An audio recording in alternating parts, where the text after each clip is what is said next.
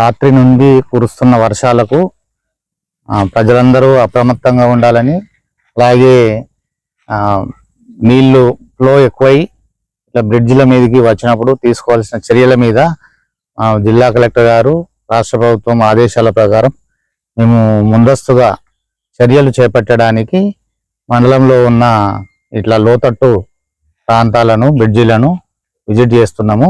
అందులో భాగంగా మంతని నుండి దేగాన్కు వెళ్ళి ఈ బ్రిడ్జిని విజిట్ చేయడం జరిగింది. ఇప్పుడైతే వర్షం తక్కువ ఉన్నది, ఫ్లో తక్కువ ఉన్నది.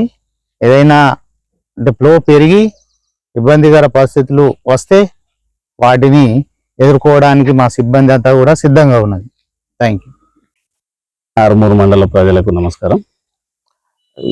గత 2-3 రోజుల నుంచి కురుస్తున్న కంటిన్యూస్ రెయిన్స్కి సంబంధించి గ్రామాల్లో శిథిలావస్థలో ఉన్న ఇళ్ల పరిస్థితి, అదేవిధంగా లోతట్టు ప్రాంతాలు, లో లైన్ బ్రిడ్జెస్ ఉన్న ఏరియాల్ని విజిట్ చేయడం జరిగింది. అందులో భాగంగానే ఈరోజు పిప్రి ఖానాపూర్ రోడ్లో ఉన్నటువంటి లో లైన్ ఏరియా, అదేవిధంగా మంతని దహేగాం రూట్లో ఉన్నటువంటి లో లైన్ బ్రిడ్జ్ విజిట్ చేయడం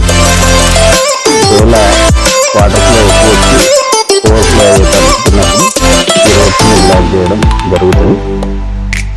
అదేవిధంగా ప్రజలు కూడా ఓవర్ఫ్లోస్ ఉన్నప్పుడు ఆ రోడ్లను దాటడానికి ప్రయత్నించొద్దు, నియంత్రణలో ఉండాల్సిందిగా వాళ్ళకి విజ్ఞప్తి.